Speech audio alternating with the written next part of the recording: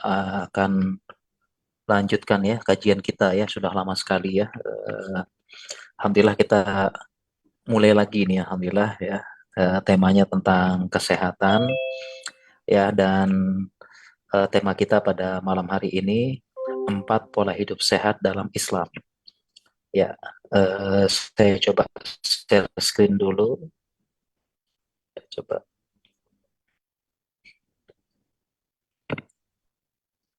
Ya, apakah terlihat ini?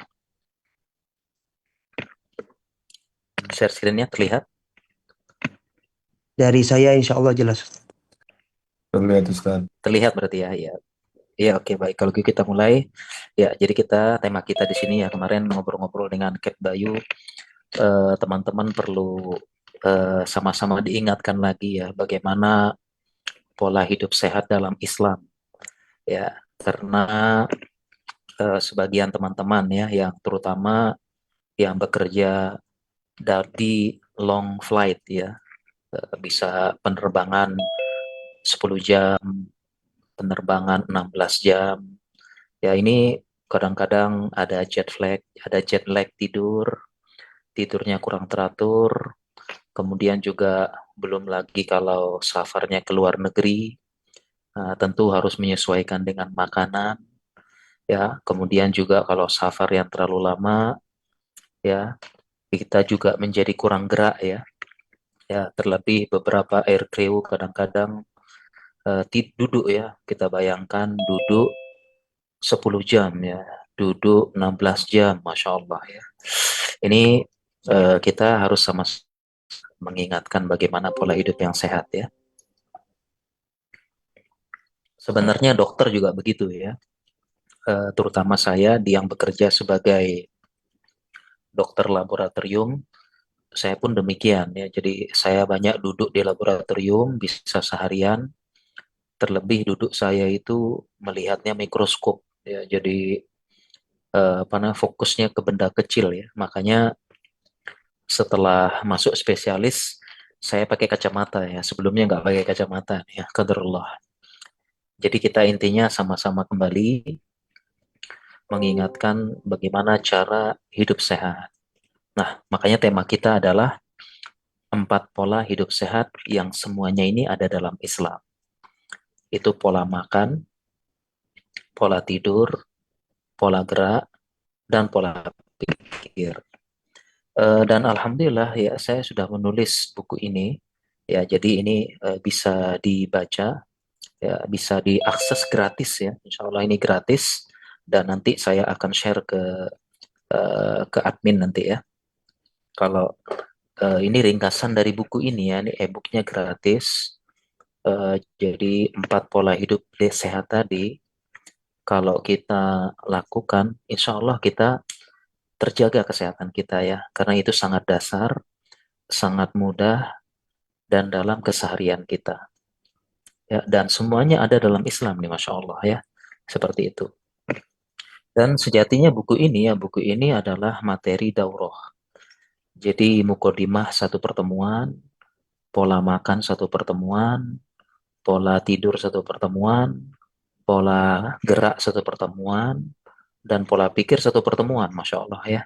Ya, nanti kita lihat ya, mudah-mudahan kita bisa berkesinambungan, kita bisa membahas lebih detail lagi konsep sehat secara umum, baru kita bahas lebih detail lagi pola-pola dari setiap pembahasan. Ya, baik, ini kita bahas secara umum ya, Insya Allah. Ternyata kita dalam Islam ya, Islam mengarahkan kita agar hidup sehat. Ya, jadi ada hadis dari Nabi Shallallahu Alaihi Wasallam, al-mu'minul qawiyyu khairun wa ahabbu ilallah minal mu'minid dhaif. Mukmin yang kuat, ya, mukmin yang kuat itu lebih baik dan lebih Allah cintai daripada mukmin yang lemah. Penjelasan ulama terhadap hadis ini yaitu qawiyul badan wa qawiyul iman. Badan yang kuat dan iman yang kuat. Ya, jadi ternyata mukmin yang badannya kuat, sehat, fit, itu lebih Allah cintai dan lebih baik.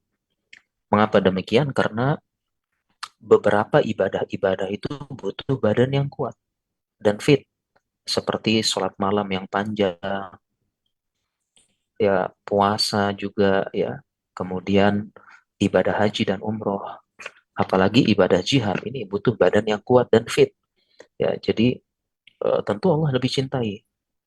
Makanya pola hidup sehat, menjadi fit, menjadi kuat ya, itu kalau kita niatkan karena perintah Allah, kalau kita niatkan karena lebih dicintai Allah, maka dia dapat pahala gitu ya, dapat pahala.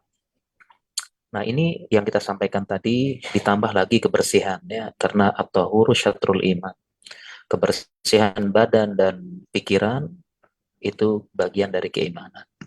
Dan kalau lebih dari itu yang tadi secara umum ya, pola hidup sehat tadi secara umum, insya Allah kalau kita menjaga 4 pola tadi, kita akan terhindar dari penyakit. Nah, kalau lebih detailnya, memang ada, kalau sudah sakit, ada perintah berobat. Bertanya kepada ahlinya, hati-hati ya berobat bukan pada ahlinya, bisa lebih parah. Ya, dan harus berilmu dulu, seperti itu. Ya. Nah, kemudian ini yang saya juga pengen share ya tentang pola hidup sehat ya. Jadi eh, cara menurut ini saya sharing ini saya pribadi ya. Ya, jadi saya berani ngomong karena saya bisa pernah melaksanakan begitu. Ya, jadi ya, saya pernah sharing bagaimana cara menurunkan berat badan dan kembali sehat seperti itu. Ya, dan ini dulu saya ya, ini pengalaman pribadi ya, jadi insya Allah valid ya. Jadi saya pribadi dulu pernah 94, kemudian sekarang alhamdulillah 70-an berat badannya ya. Dulu pernah 94, sekarang 70-an. Ya, dulu kenapa bisa berat badan seperti ini, dan ini tentu nggak sehat ya, tidak sehat kalau dibiarkan terus-menerus. Dan dan turunnya perlahan-lahan ya, butuh proses, bukan instan. Karena banyak sekali pola hidup sehat instan, menurunkan berat badan instan sekarang ya. Kenapa bisa dulu saya 94 ya, 94 hampir 100 berarti ya. Ya, jawabannya karena dulu di zaman COVID ya. Di zaman COVID dulu pola hidup saya nggak sehat. Karena salah satu dokter spesialis yang paling sibuk di zaman COVID adalah spesialis kami, patologi klinik ya. Kita pakai baju astronot, duduk berjam-jam, kurang tidur, begadang, verifikasi hasil, makan tidak teratur, akhirnya berat badan saya 94. Lumayan ya, 94 ini luar biasa ini. Ya, 94 kilo. Nah, kemudian bagaimana bisa turun? Saya memperbaiki pola hidup. Ya, bahkan tidak ada diet khusus. Ya, tidak ada diet khusus. Ya, bahkan saya masih makan nasi putih, makan tepung, minum gula, makan gorengan. Tidak ada pantangan secara umum. Ya, yang benar adalah dikurangi, diatur, dan kita fokus pada pola hidup sehat seperti itu. Ya, jadi saya mengembalikan vitalitas dan kesehatan badan itu tidak ada pantangan makanan sama sekali. Apalagi cheating day itu saya makan aja ya, seperti itu. Ya, masih makan semuanya. Nah, ini yang kita sampaikan tadi ya, kok bisa sampai 94 kilo pola hidup yang tidak sehat, ditambah lagi stres. Nah, ini stres ya, karena memang kita sibuk sekali ya, bayangkan pakai baju astronot, ya duduk di lab berjam-jam, itu begadang malamnya, tiba-tiba ya kerja nonstop ya, pagi kerja, malam kerja gitu ya, stres ya. Ini stres tidak terlihat, maka dialihkan dengan makan dan ngemil gitu. Ya, nah lalu kok bisa turun seperti sekarang, balik lagi seperti sekarang, alhamdulillah ya. Berat badannya kembali nih 70 kilo. Ya, jadi ceritanya saat itu setelah saya vaksin ya, jadi kan boleh keluar lagi ya vaksin, ya kemudian mulai dibuka, boleh keluar rumah, maka saya pun aktivitas seperti biasa lagi. Ya, saya pun olahraga, main futsal, kemudian kembali melakukan aktivitas lagi, mengatur pola makan lagi dengan ilmu, ya mengatur pola tidur lagi, nggak begadang lagi dulu, minimal tidur jam 11, jam 12, jam 1. Ya, kemudian kembali intermittent fasting, puasa, dan semuanya dijalani dengan normal, menjadi pola hidup dan tidak dipaksakan. Ya, dan setiap melihat penurunan berat badan, rata-rata orang nanya makannya apa gitu. Padahal bukan makanan, tapi pola hidup gitu yang benar. Seperti itu. Jadi fokus ke pola hidup, bukan ke diet. Ya, kita olahraga dan yang penting semuanya dijalani dengan otomatis dan natural. Karena memang sudah jadi pola hidup. Ya, kalau jadi pola hidup itu bukan beban. Ya. Kadang-kadang sebagian orang malas olahraga. Tapi justru bagi saya olahraga kebutuhan karena sudah menjadi pola hidup seperti itu. Ya, sudah jadi pola hidup. Nah, jadi tidak perlu tidak ini ya, tidak apa ya kita tidak perlu sampai memaksakan seperti itu. Ya, oke. Nah, ini ya untuk hidup sehat kita jangan fokus ke makanan saja, jadinya tidak mau makan ini, tidak mau makan itu, ya akhirnya atau bahkan berpikiran negatif dengan makanan gitu. Tapi kita fokus ke pola hidup sehat, diet dan apa namanya olahraga dan sebagainya seperti itu. Pertama kita bahas dulu pola makan ya. Jadi pola makan pertama prinsipnya adalah ya ini jelas ya dasar-dasar dalam Islam ya pola makanan tuh harus halal dan thayyib. Ya, Allah berfirman ya ayuhan nasu kulu mimma fil ardi halalan thayyiba. Wahai manusia makanlah makanan yang baik. Ini prinsip paling dasar ya. Halal ya keamanan sekarang hukumnya baik cara mendapatkan makanan tersebut ya rezeki kita, gaji kita maupun apa yang dimakan. Apa yang dimakan halal. Toyiban, toyib berarti nutrisinya bagus, kebersihannya bagus, dan sebagainya. Ya, ini jelas ya. Kemudian yang kedua, tidak berlebihan, ini tidak kaedah dasar. Ya.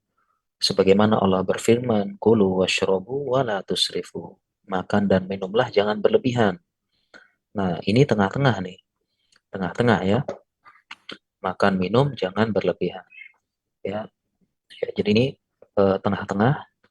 Kita disuruh makan, bukan jangan makan ini, jangan makan itu, nggak mau makan nasi ya nggak mau makan macam-macam ya jangan makan nasi katanya bahaya itu tidak makan nasi gitu ya cuma jangan berlebihan demikian juga dengan hadis Nabi ma mala'a adami wa wi'a'an syarrun min batnin tidaklah Bani Adam mengisi wadah yang paling buruk yaitu perutnya nah, ini kan konsep dasar dalam Islam ya dan ini sesuai dengan ilmu kedokteran bahwasanya mayoritas penyebab penyakit adalah makanan seperti itu ya makanya kalau kita absen makanan maka penyakit-penyakit besar itu sebabnya makanan ya contohnya diabetes karena gula hipertensi karena garam yang tinggi kolesterol karena lemak-lemak tidak sehat asam urat karena yang purinnya tinggi ya kacang-kacangan seafood dan sebagainya ya bahkan ini sebagian penjelasan ulama al-himayatu asluddin pengaturan makan adalah pokok pengobatan ya al-ma'iddatu baitudda dan perut adalah sumber penyakit ini sumbernya ya seperti itu. Makanya kalau obesitas itu penyakit metabolik terlalu banyak yang makan menyebabkan inflamasi kronis ya karena eh, lemak itu menjadi sumber oksidan dan inflammatory agent lemak itu. Ya, jadi tidak ada istilahnya yang enggak apa enggak, tidak ada istilah tidak apa-apa gemuk yang penting sehat. Ini enggak ada ya seperti itu. Oke. Kemudian eh, lalu apa jenis makanan yang dianjurkan dalam Islam? Ya, jadi banyak yang bertanya-tanya nih.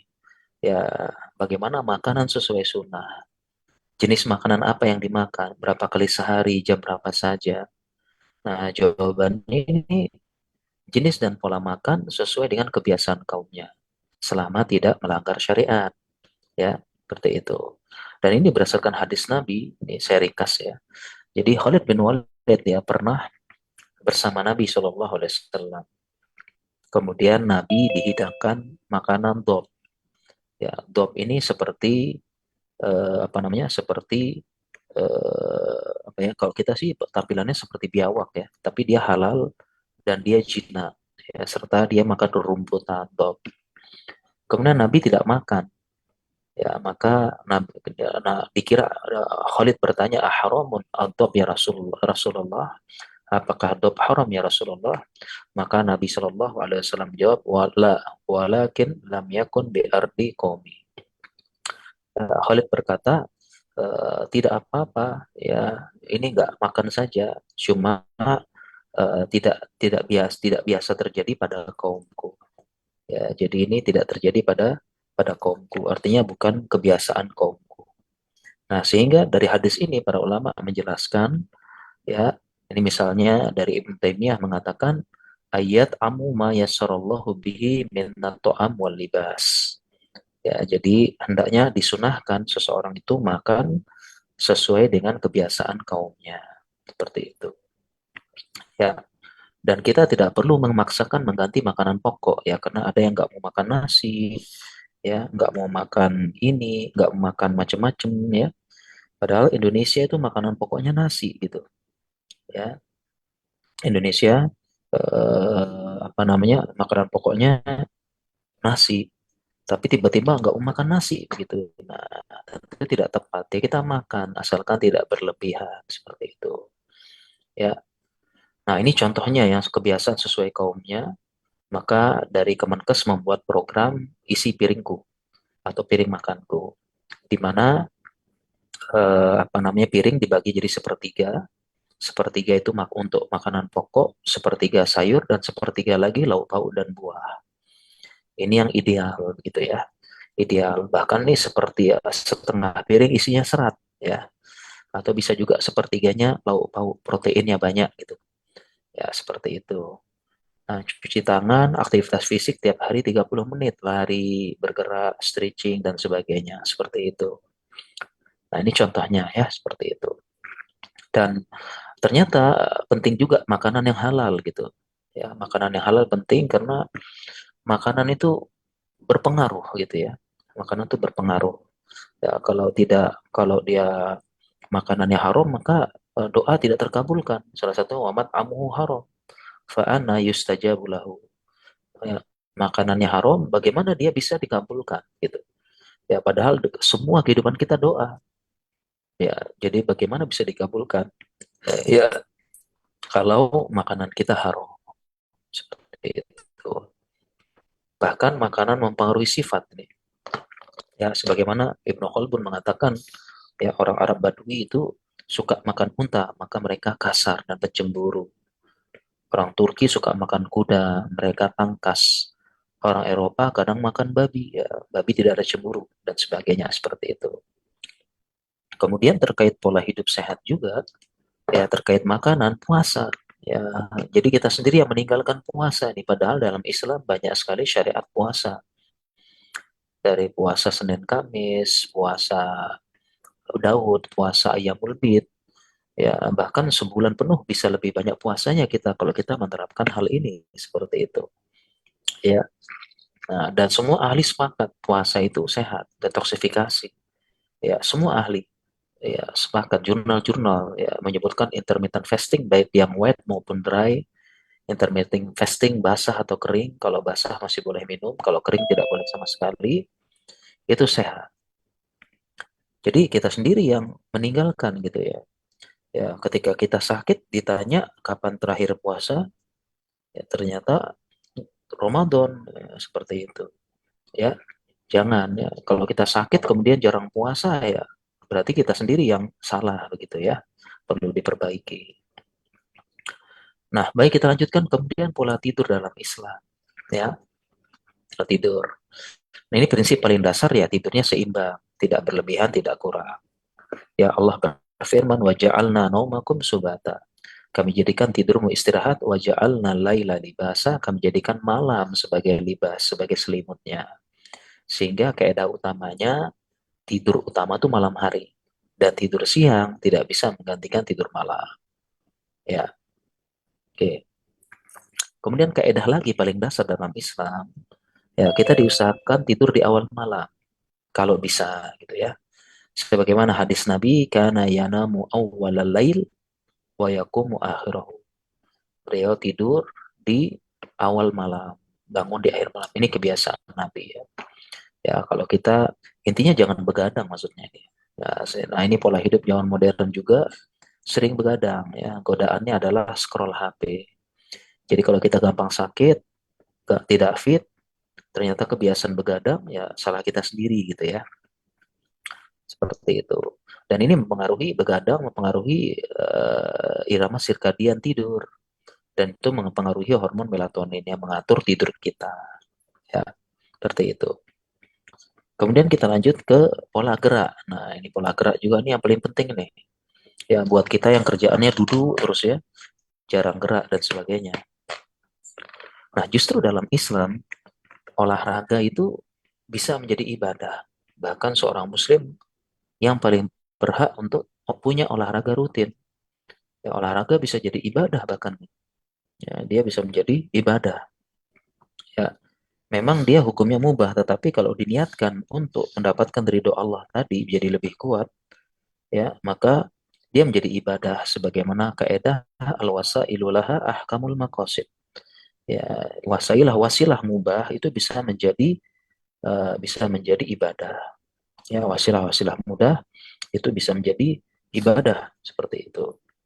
Ya, dan bahkan ini ada olahraga yang disunahkan.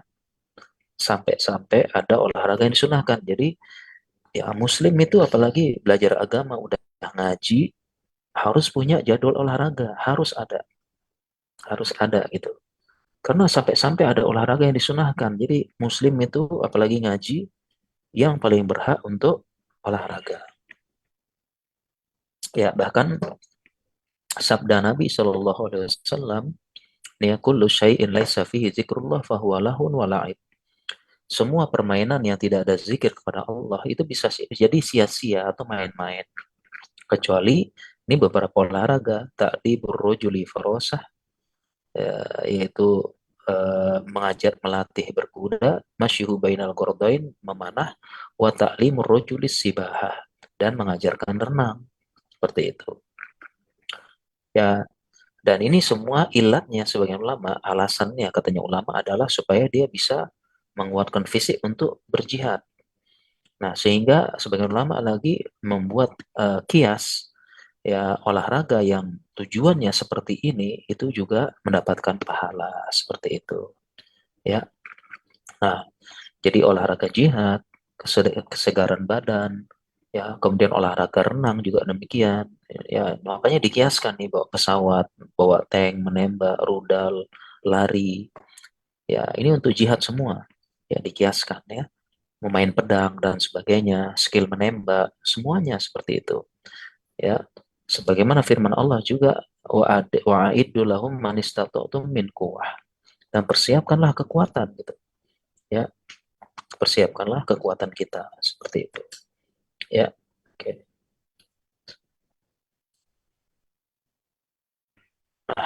Bahkan di zaman ini, nah di zaman ini nih justru penekanan pola hidup ini olahraga.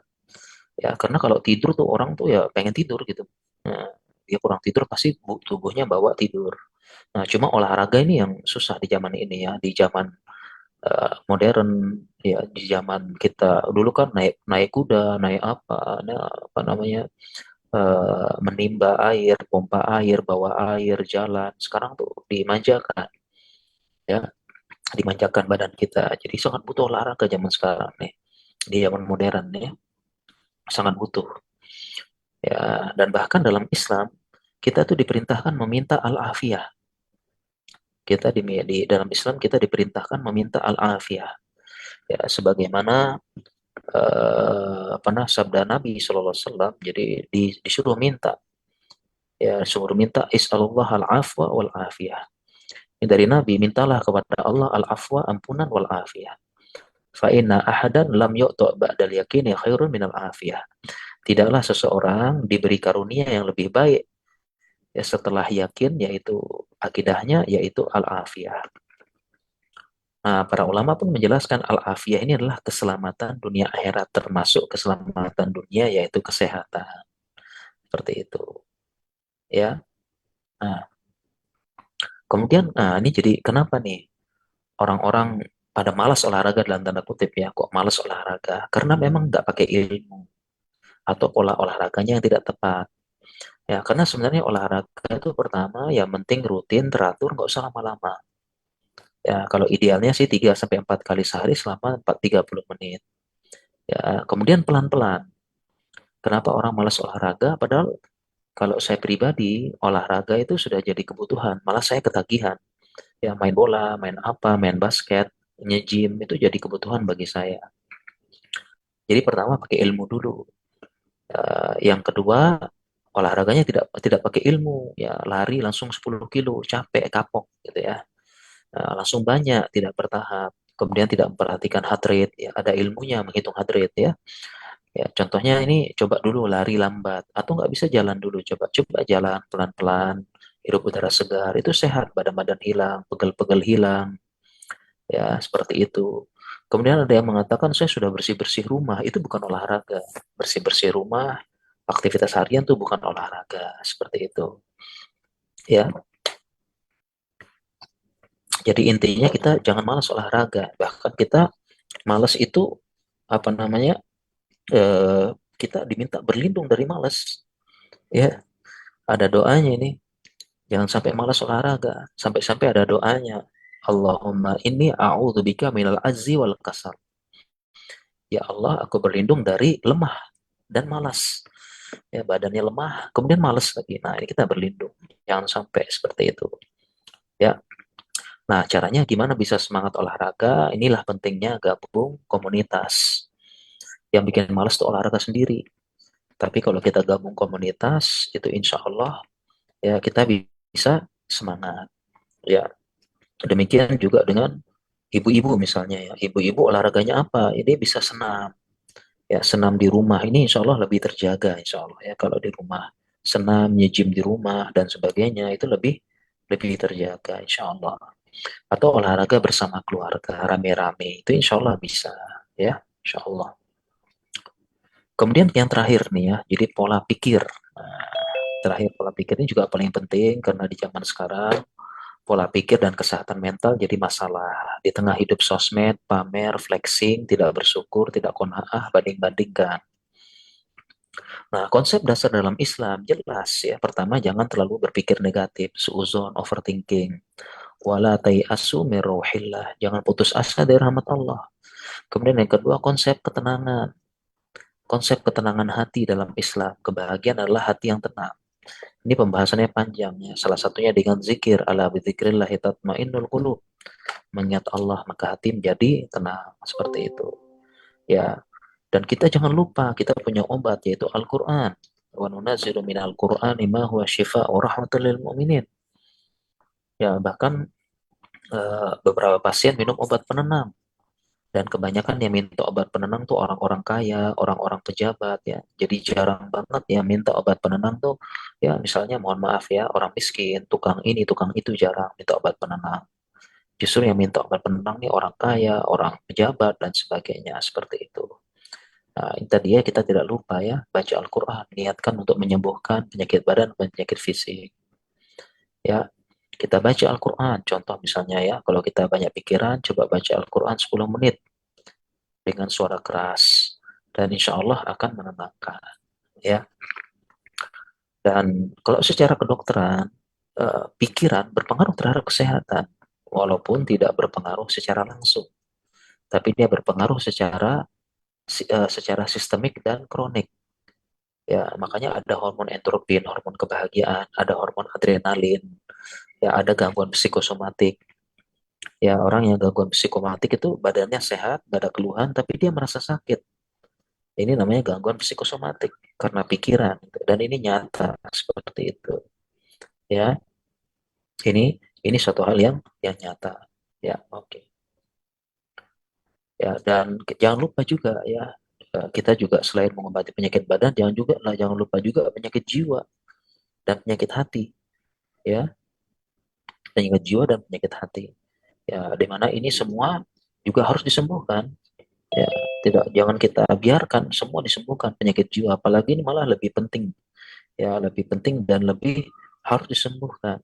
Ya, jadi kita jangan hanya fokus pada penyakit badan saja. Kerasnya hati ya akan hancur dengan Al-Qur'an. Ya, kalau hati keras kita malas melakukan kebaikan. Kalau hati keras terus-terus menerus maksiat, maka waktu tidak berkah dan tidak produktif. Seperti itu. Ya, jadi jangan sampai kita terus menerus melakukan maksiat dan sebagainya seperti itu.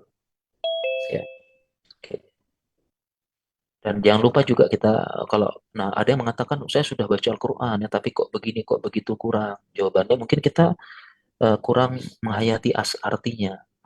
Karena Al-Qur'an itu bukan hanya untuk dibaca. Nah, PR kita bersama sekarang Al-Qur'an itu cuma sekedar dibaca. Padahal yang benar Al-Qur'an ini harus dibaca tafsirnya juga. Makanya kita belajar tafsir, buka-buka, ikut kajian tafsir dan coba belajar bahasa Arab. Ya, seperti itu. Ya, kita belajar bahasa Arab supaya kita lebih dekat dengan Al-Quran. Ya, baik mungkin demikian ya materinya yang bisa kita sampaikan. Ya, dan mungkin ini Capdos kita lebih perbanyak tanya jawab mungkin ya biar lebih efektif insya Allah. Ya, nanti saya kirim bukunya ya. Bukunya saya kirim nanti insya Allah. Baik Ustadz, jazakumullah khairan atas pemaparan yang telah disampaikan sebelumnya. Semoga bermanfaat bagi teman-teman. Baik, untuk sesi selanjutnya bisa kita mulai untuk sesi tanya jawab bagi rekan-rekan atau para senior dan para hadirin yang ingin bertanya kepada Ustadz, dipersilahkan. Bisa melalui raise hand atau di kolom chat. Terima kasih.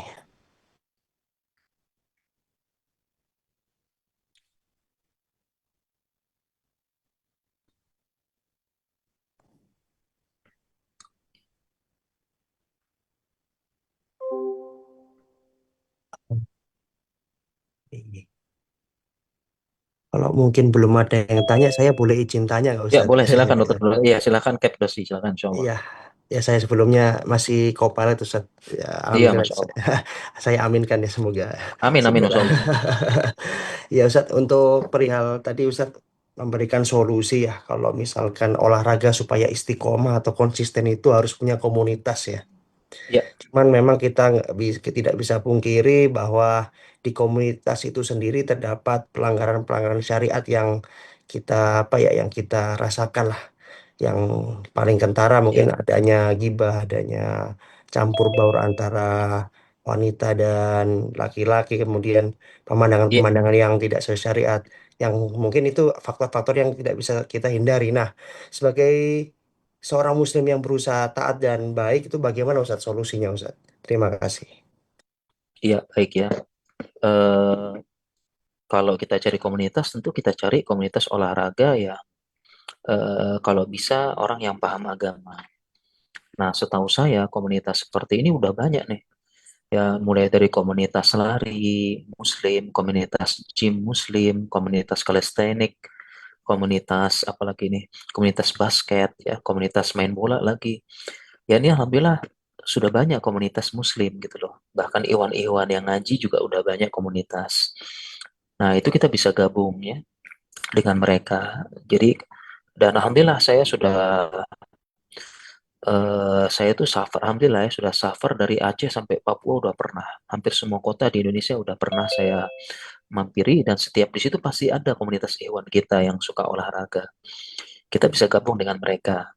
Nah, walaupun kita tidak bisa gabung terus-menerus, mungkin sebagian teman ada yang terbang, ada yang kemana, begitu ya, ada yang flight, saya pun demikian, tidak semua. Saya tadi sore saya ada jadwal main bola tuh sama teman-teman, tapi saya nggak bisa karena tadi sore saya di rumah sakit.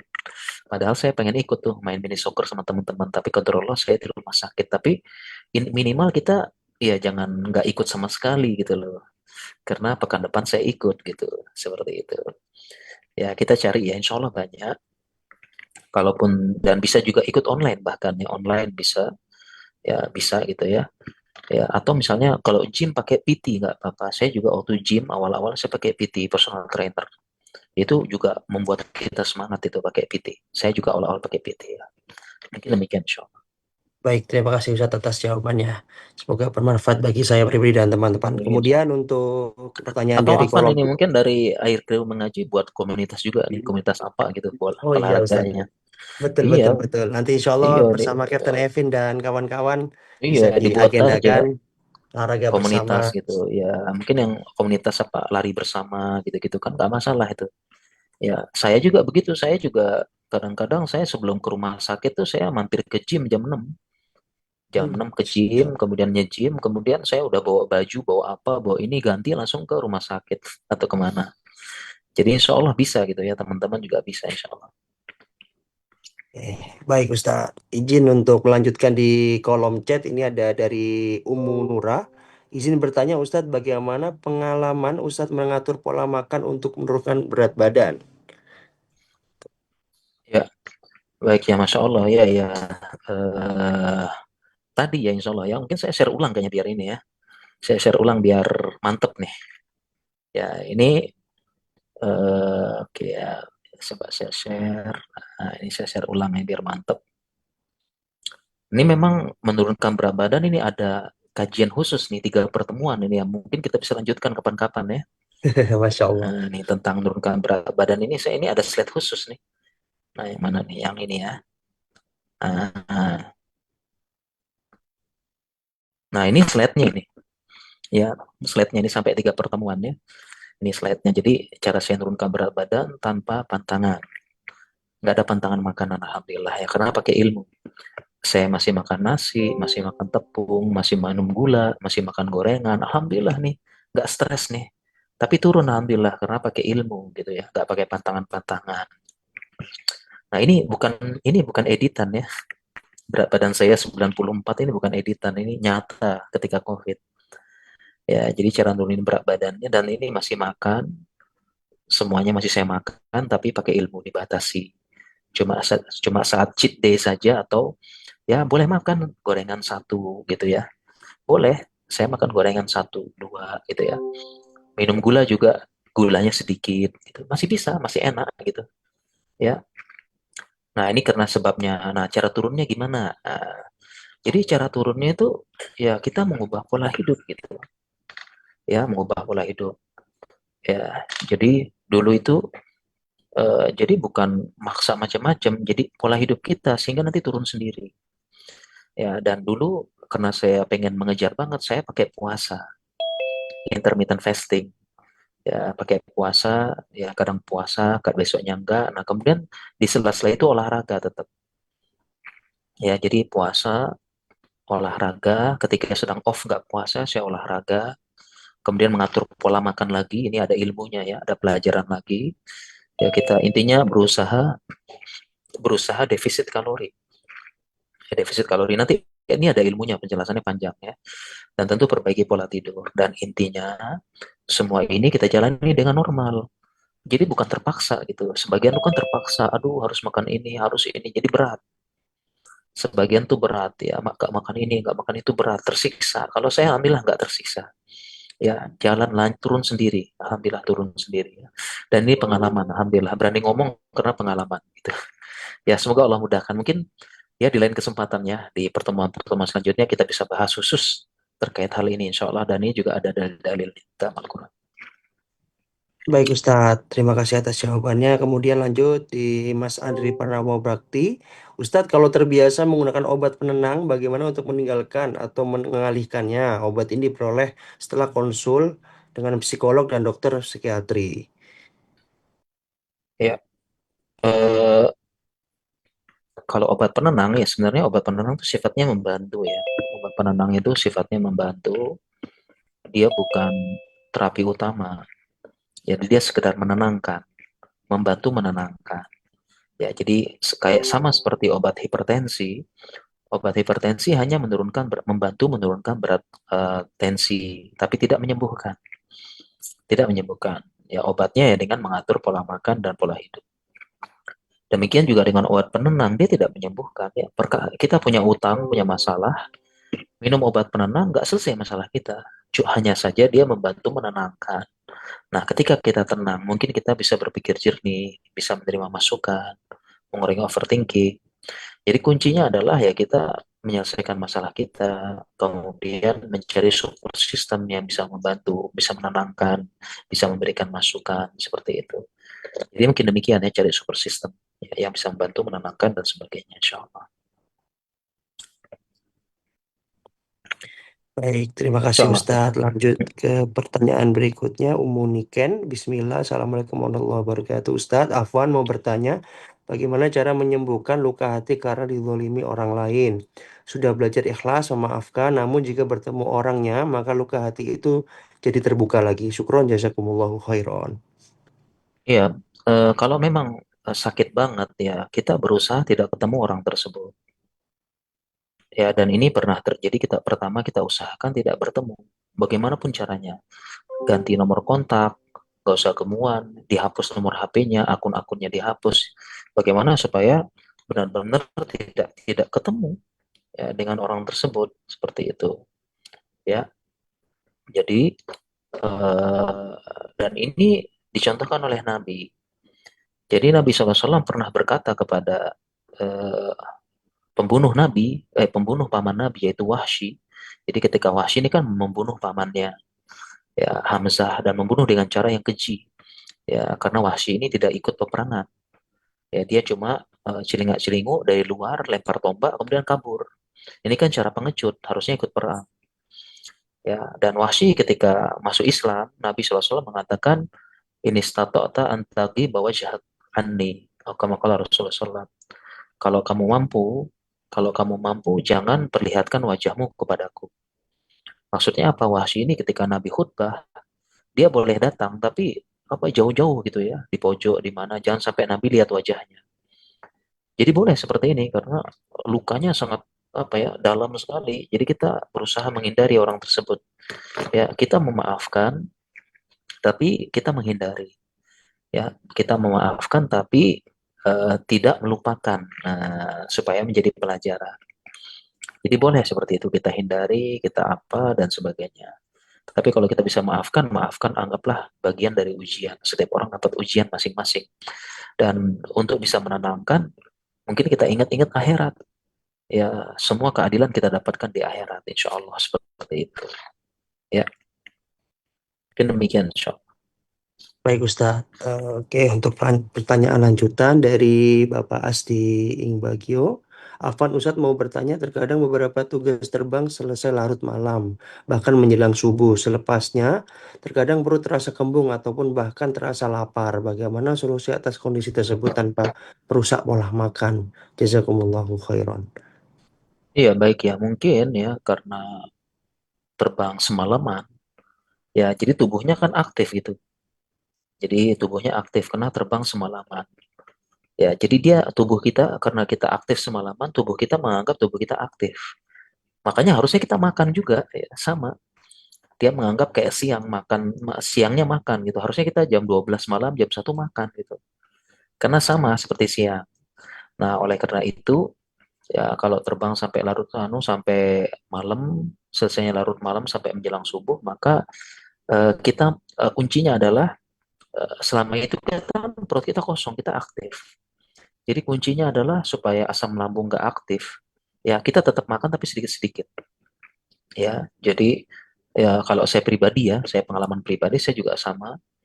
Kalau umroh kan kerasa kalau umroh ya 16 jam gitu, 14 jam, 12 jam. Apalagi umroh plus Turki atau kemana itu kan bisa 14 jam. Nah, biasanya saya bawa nasi kepal atau beli onigiri ya. Beli onigiri, saya bawa nasi kepal. Ya kalau lapar kalau ada tanda-tanda saya makan pelan-pelan, makan lagi, makan lagi. Jadi makannya dikit-dikit supaya perutnya nggak aktif. Jadi solusinya seperti itu ya. Ya solusi seperti itu. Jangan sampai semalaman nggak makan. Ya malah kita tetap makan makanan pokok kita nasi. Kalau saya makan nasi ya. Bawa onigiri, bawa nasi kepal kemana-mana. Ya begitu ada gejala saya makan. Alhamdulillah saya berhasil. Alhamdulillah kalau saya mungkin bisa diterapkan. Insya Allah. Baik Ustadz, untuk sebelum lanjut kepada pertanyaan berikutnya, untuk berkenan sampai di jam berapa Ustadz? Takutnya mengganggu waktu Ustadz, ada Ya, mungkin kegiatan nggak apa-apa, agenda lanjut lain. lagi bisa lanjut Oh lagi. baik, Tadi kan baik. kita terlambat 10 menit ya, kita lanjut lagi Iya, sampai jam 10. Ya, boleh tambah 10 menit lagi boleh deh ya. oke Tadi baik kan kita Ustadz. terlambat dikit ya, boleh. Iya, siap Ustadz. Izin saya lanjutkan ya Ustadz ya. Siap, Dari siap, siap. Pak Rifandi Hafiza. Ustadz izin bertanya rekomendasi untuk buah atau makanan yang mengandung antioksidan yang tinggi. Iya, Syukron jazakumullah khairan. baik ya. Baik, kalau buah itu secara umum tuh apa saja bagus ya. Jadi buah tuh secara umum apa saja bagus. Ya, intinya tuh kita makan buah yang kita suka. Asalkan tidak berlebihan gitu ya. Kalau ada yang nanya durian gimana, nggak apa-apa makan durian, cuma kebiasaan kita makan durian tuh kebanyakan, berapa kardus, berapa karung gitu ya, dimakan nggak apa-apa. Jadi secara umum buah itu sehat gitu ya. Ya, dia sehat secara umum.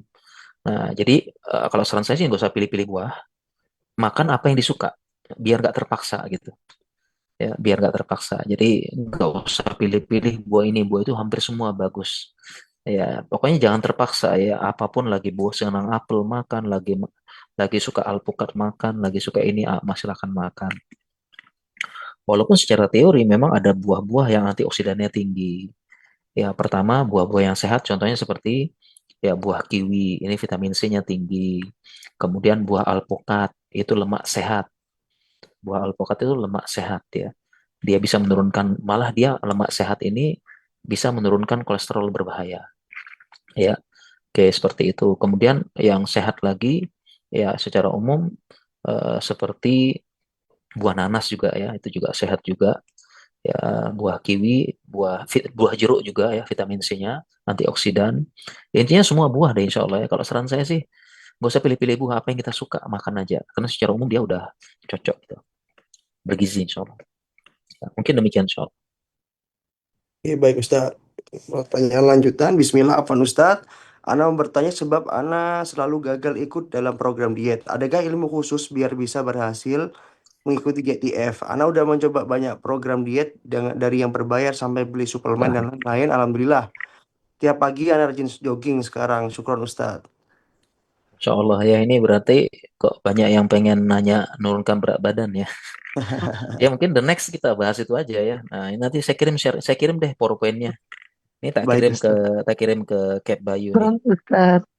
PowerPoint itu ada PowerPoint-nya ya. Ini 3 pertemuan itu PowerPoint-nya tuh. Tak kirim aja deh biar di-sharing, biar dibaca-baca ya, nanti kita bahas ya. Mungkin pada penasaran nih kalau saya bisa dari 94 jadi 70-an lagi nih alhamdulillah ya. Jadi intinya apa ya? Intinya tuh istiqomah intinya ya. Jadi sebenarnya kita udah sampaikan istiqomah. Ya, istiqomah ya. Jadi kadang-kadang ada ada orang yang apa ya? Dia itu apa ya? Banyak hal-hal yang tidak disadari tapi melanggar gitu. Ya, melanggar seperti ngemil, kemudian apa ya? Tiba-tiba apa itu. Misal kebanyakan orang biasanya gini, nggak mau makan nasi. Dia nggak mau makan nasi ya. Tapi nanti akhirnya dia apa namanya?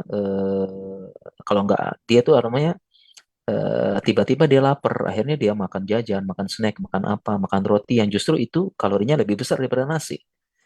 Ya makanya walaupun saya tetap makan nasi ya, karena kalau nggak makan nasi lapar, karena nanti akhirnya kalau lapar ya makan roti, makan apa, justru kalorinya lebih besar. Atau bahkan apa ya nggak makan nasi, makan buah yang banyak, justru buah itu kalorinya lebih besar gitu ya. Dikenyangi dengan buah, malah buahnya kalorinya lebih besar. Makan apel ya malah lebih besar lagi gitu. Ya insya Allah nanti di pertemuan selanjutnya kita bahas ya tentang cara menurunkan berat badan itu. Saya barusan kirim ke Cap Bayu apa PPT-nya, PowerPoint-nya bisa dibaca-baca lo ya insya Allah. Masya Allah. Nah, baik Ustadz. Semoga nanti insya Allah bisa ke depan ada kajian dari Siap Arjo insya Allah. Mengaji. Siap insya Pertanyaan Allah. lanjutan dari Captain Evin. Bismillah. Semoga Ustadz dan semua yang hadir diberi keberkahan Allah Subhanahu Wa Taala. Amin. Izin bertanya, menjaga keseimbangan antara tawakal dan usaha yang keras. Karena Ana sudah coba hidup sehat, tapi qadarullah Ana terdiagnosa sakit jantung, penyumbatan yang cukup parah. Ah, ini Ya baik bagaimana ya. Ustadz? Nah inilah definisi tawakal ya. Memang ya, kita hanya bisa berusaha, tapi Allah yang menentukan. Ya saya ingat sekali pelajaran akidah kita itu bahwasanya semua takdir Allah baik. Ya jadi semua takdir Allah itu baik. Ya adapun takdir dalam hadis disebutkan khairihi wa syarrihi, takdir baik ataupun takdir buruk itu ditinjau dari kita yang merasakan. Atau di riwayat yang lain hulwihi wa murrihi, takdir yang manis dan takdir yang pahit. Itu ditinjau dari manusia yang merasakan. Adapun secara umum takdir Allah itu baik. Semuanya baik, ada hikmahnya. Cuma kita aja yang nggak tahu. Ya, baik untuk kebaikan dunia maupun akhirat. Ya, makanya ada ungkapan ya, kita tahu yang kita mau, Allah tahu yang terbaik. Nah, jadi kita tahu yang kita mau, tapi Allah tahu yang terbaik. Seperti itu. ya. Nah, jadi ya kita sudah berusaha, tapi qadarullah ya bisa jadi juga kan faktor penyakit bukan hanya dari pola hidup, bisa juga bawaan genetik. Ya, ada bawaan genetik tidak dipungkiri, ada bawaan genetik. Misalnya orang tuanya dua-duanya ya, bapak ibu bapaknya diabetes, ibunya diabetes, kakeknya diabetes, neneknya diabetes. Maka kemungkinan orang tersebut juga diabetesnya lebih besar, walaupun ya terkadang dia sudah berusaha untuk pola hidup sehat begitu.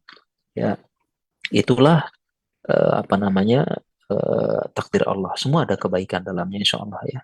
Ada kebaikan dunia maupun akhirat ya. Kita yakin insya Allah mudah-mudahan ini menjadi penghapus pahala ya di akhirat nanti mendapatkan pahala yang tidak terhingga ya karena ada hadis disebutkan bahwasanya kita yang sehat ini akan iri dengan orang yang sakit. Mimma yarawna min sawabi ahlil bala karena melihat pahalanya orang yang sakit. Kita akan iri. Ya, nanti dia di hari kiamat akan membawa pahala yang sangat besar. Ya, yang tidak terhingga seperti itu. Kita akan iri semuanya nanti. Mimma yarawna min sawabi ahlil bala akan berangan-angan sakit. Ya, mungkin demikian insya Allah ya seperti itu. Dan ini tidak terlambat ya. Tidak terlambat insya Allah. Masih banyak orang-orang yang dipasang ring tapi hidupnya sehat. Bahkan lebih hebat. Masih bisa olahraga. Saya kenal beberapa tokoh dia masih hidup bahkan umurnya panjang. Salah satu contohnya adalah mantan mantan wapres kita. Ya, mantan wapres kita. Ya, beliau dulu ketua MUI. Ya, beliau itu usianya sampai 80 sekian sekarang. Udah 86 atau 8 berapa gitu. Beliau pasang ring sekian. Pasang ring berapa. Jadi ada beberapa orang yang udah pasang ring tapi karena dia tetap olahraga, tetap apa, justru hidupnya normal gitu. Normal insya Allah. Yang penting pola hidup dijaga insya Allah. Seperti itu.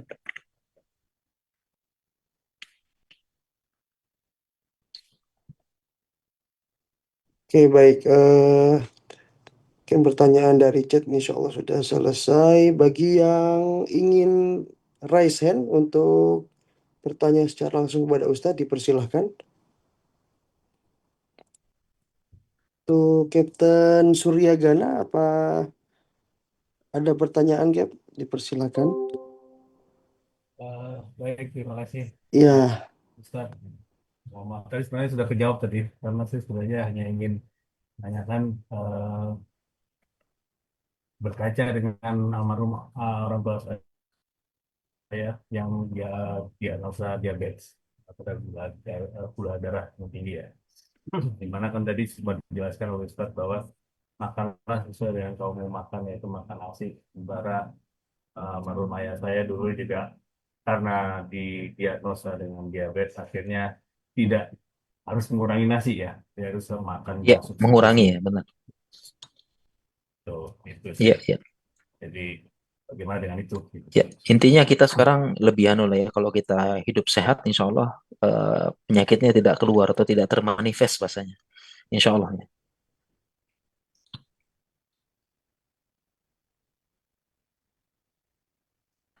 Ya, Ya, terima kasih Ustaz. Wah, luar biasa, bro. Makasih. oke, masih ada waktu. Barangkali dari rekan-rekan atau teman-teman hadirin yang hadir bisa memanfaatkan kesempatan yang ada.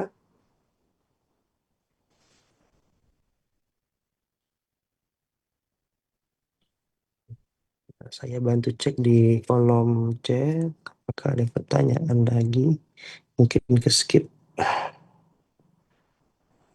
Oke,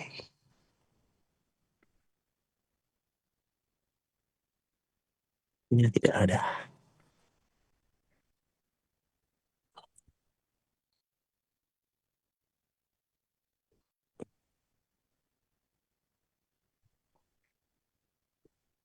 Oke, baik rekan-rekan, mungkin dari kita cukup ya Ustadz ya.